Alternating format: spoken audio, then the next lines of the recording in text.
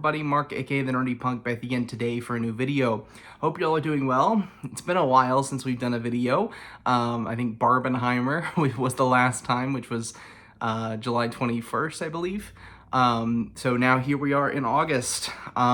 New month, which means it's time to recap everything that I watched and logged onto Letterboxd in the month of July 2023. So I'm not a million years late this time, thankfully.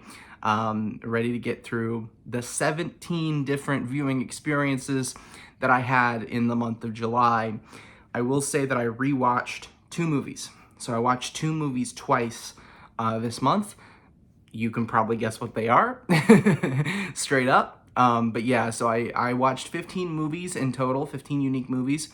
And 2 of them I rewatched. That's 17 total viewing experiences, which is a pretty good number for me when I'm on vacation, which I was for the whole month of July.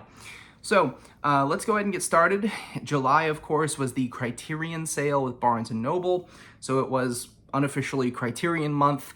So I did watch several Criterion movies. I tend to like to do that. I like to go through kind of my back catalog of things that I haven't seen before, that I have on Criterion, and watch those during the sales.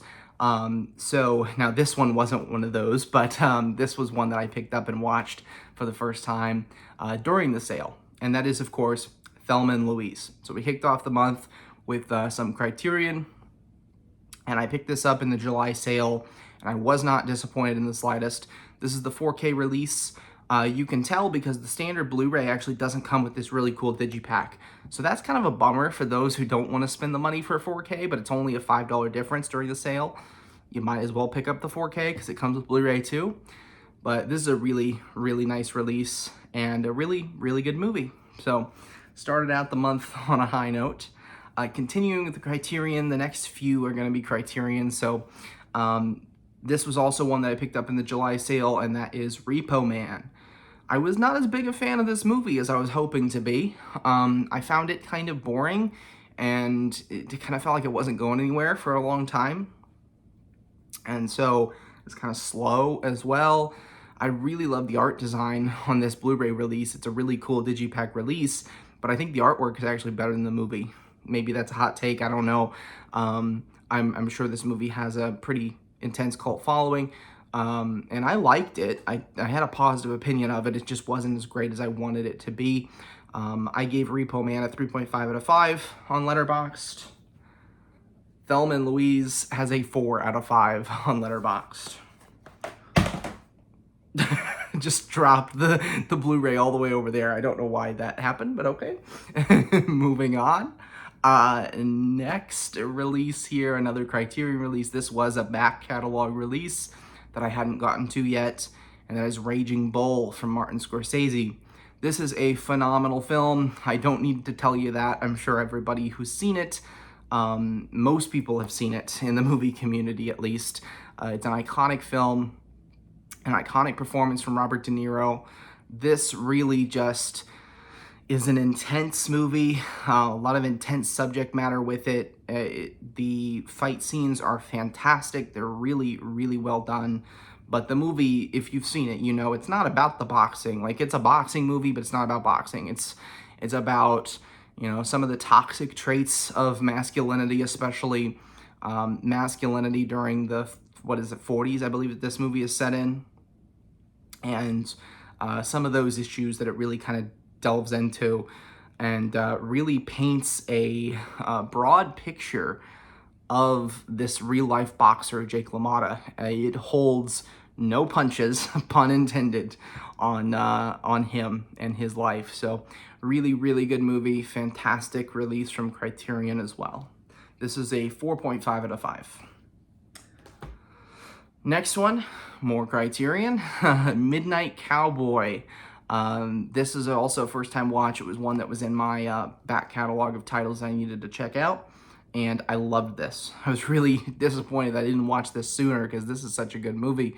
It stars Jon Voight and Dustin Hoffman, and Jon Voight is literally a cowboy from Texas who moves to New York City, makes friends with Dustin Hoffman's character, and they kind of they have a little adventure, we'll say, over the course of a few days, weeks in New York City. And the film really is about their friendship, and it's really, really good performances and good writing to really sell you on this friendship, because to me, in my head, Jon Voight and Dustin Hoffman are not similar people at all. And it's crazy to me that Jon Voight was in this movie, and I know this was a long time ago, this was 1969, but still, knowing who Jon Voight is and some of his opinions, I am really surprised he's in this movie, but I'm really pleasantly surprised because I liked his performance in the movie. I'm not a fan of his politics at all today. I don't know about the 60s, but very interesting. I don't know. It's just odd. I was struck by that while watching this movie. Fantastic film, 4.5 out of 5 from me. Next title, Y tu mamá también. This is a phenomenal film from Mexico from 2001, directed by Alfonso Cuarón, who's gone on to direct Gravity and Roma, tons of pretty big, high-profile films in the past 10, 15 years. This is one of his early films, and it is spectacular. I love this movie. It's a perfect summer watch. It's a road trip movie. It has to do with love and growing up and sex and all kinds of stuff. It's such a fantastic film. This is an every summer watch for me. So of course I had to watch it this summer. And I really just love the viewing experience with this. There's a few films that I feel really kind of picked out a routine to watch. And one of them is this one. I always love to just I make some Mexican food. I get a nice bottle of tequila and just watch this and enjoy it and have so much fun. And I love this movie. This is fantastic. This is a perfect 5 out of 5 for me. Next one, taking a short break from the Criterions. I actually went out to the theater for the first time this month. I believe I made 4 different trips to the theater.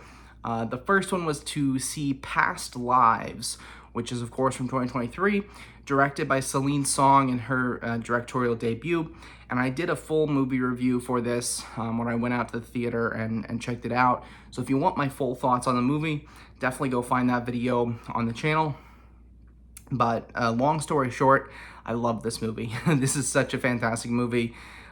Celine Song is clearly in command of the camera. She is a fantastic director that I can't wait to see what else she does. She tells this story so beautifully. The shots obviously are beautiful. I love looking at this movie, but it's such a beautiful, gorgeous story. And yeah, that's really all I'm gonna say about it for now. I love the movie. 5 out of 5 grade for me for Past Lives.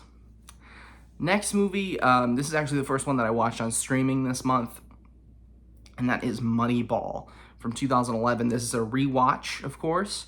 I've seen this movie many times before. It's one of my comfort movies. I'm a really big baseball fan, and I especially love the idea of the general manager in baseball. And, you know, those are the people who go out and sign players and trade players and draft and all that.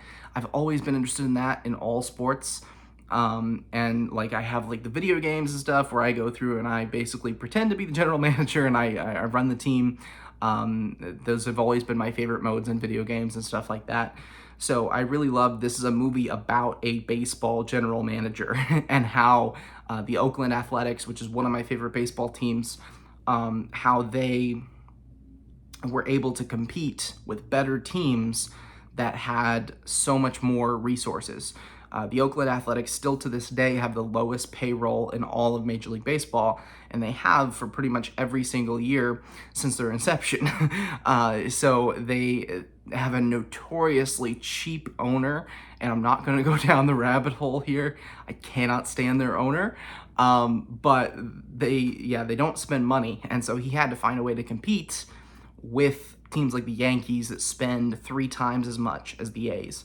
And I really love that story. It's such a unique, interesting story. I read the book back in the day. It's got a great performance from Brad Pitt. So yeah, I was up at like 2 a.m. one night and just really wanted something comforting to watch, and so that's what I threw on. Fantastic movie. I gave it a 4 out of 5.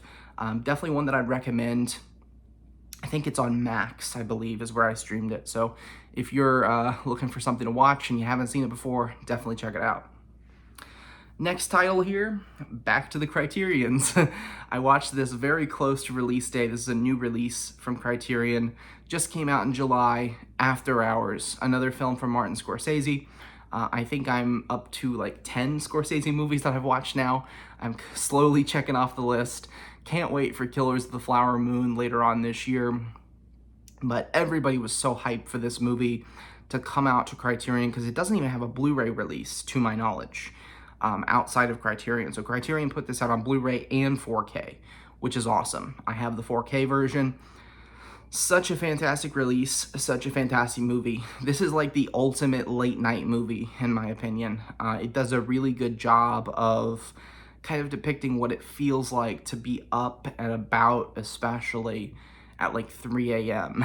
and just kind of the craziness of that world. And especially in New York City. I've obviously never been in New York City, but I'm sure New York has tons of stuff going on, and it's probably a pretty crazy city late at night. So, but anyway, I really liked the movie. I had some flaws with it, but it does feel a little kind of out there and odd. It feels very odd for a Scorsese movie. This is very different from most of his filmography, at least that I've seen so far.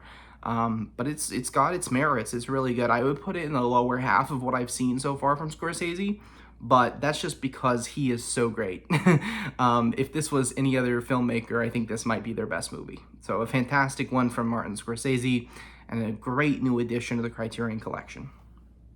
I gave this one a 4 out of 5 if I didn't mention that.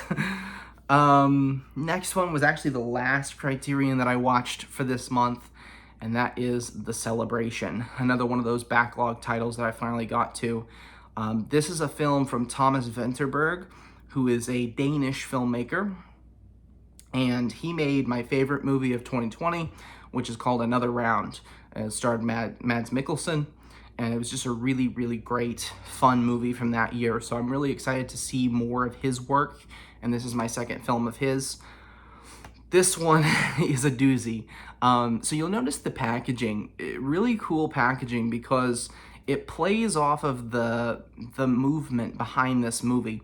So if you don't know, this movie is part of a movement called Dogma, which is, and it's actually the first movie of the Dogma movement.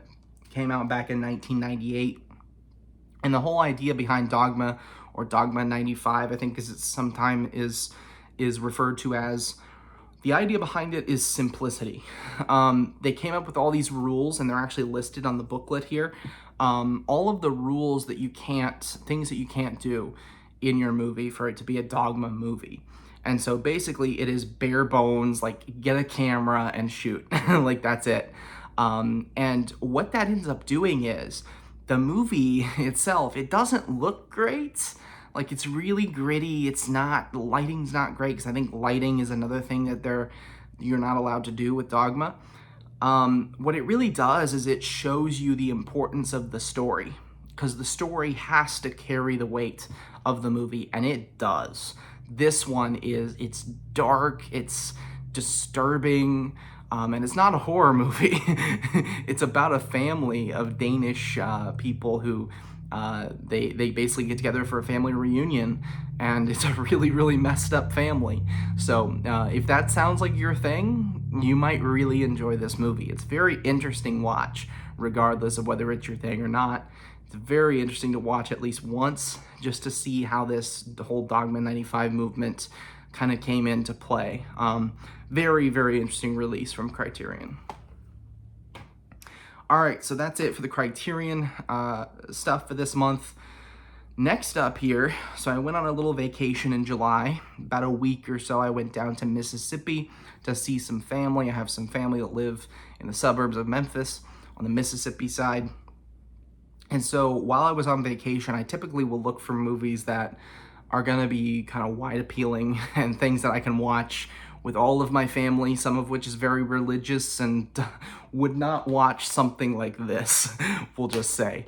So I watched a couple of music documentaries. The first one is Muscle Shoals, which came out in 2013. This one was on Amazon Prime, and This follows the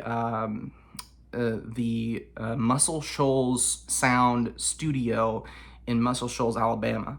So it's a pretty famous studio. All kinds of famous people have played there, like the Rolling Stones and Aretha Franklin and all that.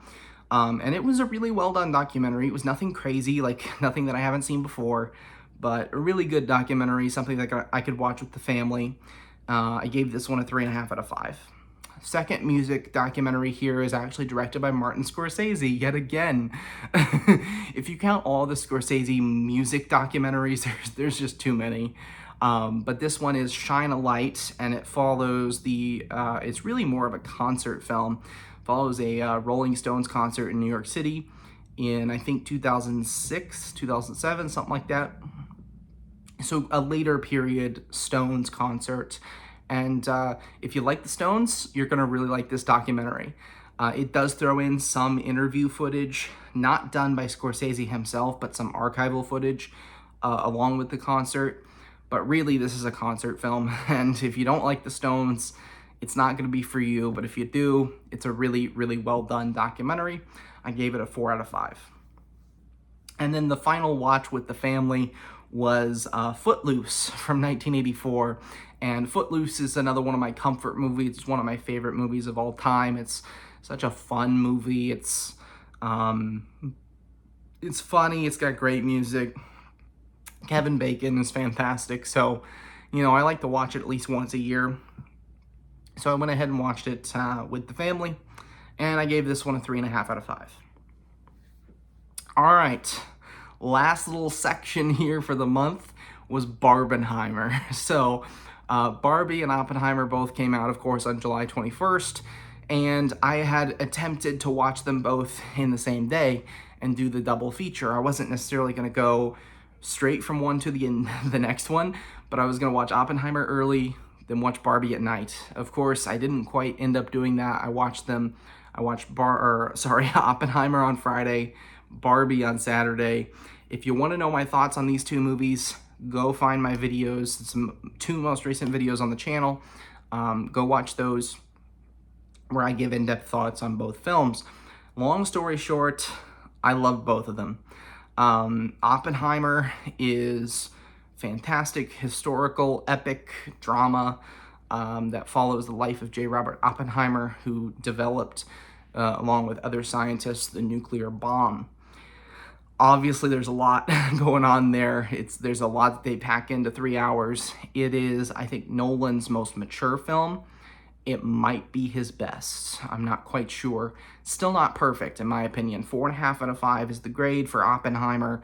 I think it's a really solid movie.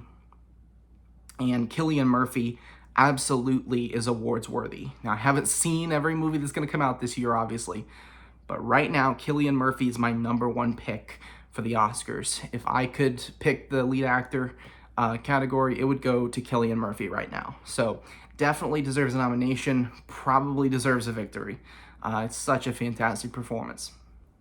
Second, of course, was Barbie. Barbie, I also gave a 4.5 out of 5, so the same grade initially. And initially, I felt like Barbie was a little bit better. I liked Barbie a little bit better. So I love this movie as well. Obviously, you can find my full thoughts on that video. Margot Robbie's amazing. I love Margot Robbie. The direction by Greta Gerwig, production design was gorgeous, funny. It's a hilarious movie.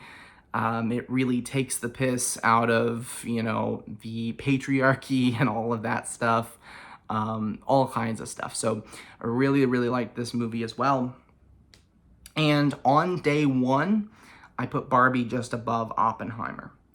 Now later on, the next week, I went back to rewatch Oppenheimer and loved it just as much. And it really didn't change. My thoughts on Oppenheimer really didn't change the second time. And Cillian Murphy still is the standout here. Robert Downey Jr. with a fantastic supporting performance and just the mature direction from Nolan. Those are the three things that really stood out to me. And it really didn't change. I still had flaws with it, but the flaws were still very, very small. So a 4.5 out of 5. Then I actually went into the physical media collection Barbie and seeing Margot Robbie really inspired me to want to watch more Margot Robbie. And I revisited Babylon for the first time in roughly 6 months. This is my favorite movie of the year last year. It notoriously flopped at the theater. I went to see it twice in theaters. I was the only person in the theater both times. Sad. Very, very sad. I still love this movie. It held up just as well on third viewing. It is a lot. It's another 3-hour epic movie, but it's so, so good. If you did not see it last year when it came out, definitely go pick it up, watch it. I think it's on Max as well. Go stream it, whatever you have to do to watch this movie. I have this really awesome Steelbook release that came out last year, or actually earlier this year. And it's just a really nice release of this movie. Such a fantastic movie. I gave this a 4.5 out of 5. It is so close to a 5 out of 5. Really, really close. Just adore this movie. And then finally, I wrapped up the month by watching Barbie in theaters for the second time. Now, I do have some updated thoughts on Barbie. So I did not like it as much the second time I watched it as I did the first. I still really liked the movie, and I think it's funny. I think the jokes mostly held up, and I really like the movie. It will definitely probably be on my top 10 at the end of the year. That being said, I now like Oppenheimer a little bit more. I think Oppenheimer is the better movie. Barbie, I noticed a lot more flaws when it came to storytelling and plot movement and that kind of thing. I felt it was over-reliant on some kind of cheat codes, if you will, when it comes to storytelling. Some things that, you don't expect this movie to be super realistic. It's a Barbie movie. Barbie has come to life. You don't expect that to be realistic. There were a few things that just kind of, and I nitpicked that a little bit. So I went and lowered the grade to 4 out of 5. It's still a really solid movie and a really, really good one. Great performances. Ryan Gosling is fantastic. Margot Robbie, of course, fantastic. Still loved the jokes. But that being said, I did notice the flaws a little bit more once the high kind of wore off of watching it for the first time. So I do think Oppenheimer is a better movie, but overall, I'm just really excited for this whole Barbenheimer double feature thing, and to see so many people excited about going to the movie theater and to see so many, crowds at the movie theater. It's great to see the movie theater doing so well. So with that being said, that's going to wrap up this video. Kind of a longer one here, but I ended up watching quite a few things this month. Go ahead and let me know in the comments down below what you guys checked out this month, and if anything kind of stood out to you, and what you thought about Barbie and Oppenheimer and all of that. So with that being said, have a great day, guys. See you later.